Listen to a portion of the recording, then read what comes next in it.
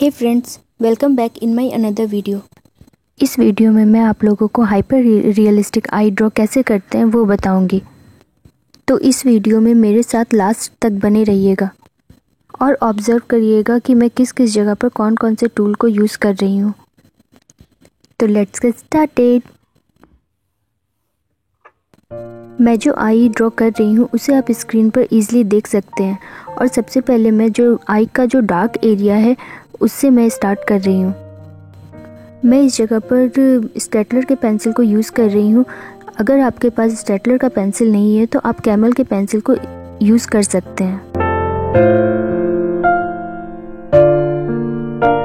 Dark area draw करने के बाद मैं ब्लेंडिंग करने के लिए ब्रश का हेल्प ले रही हूँ।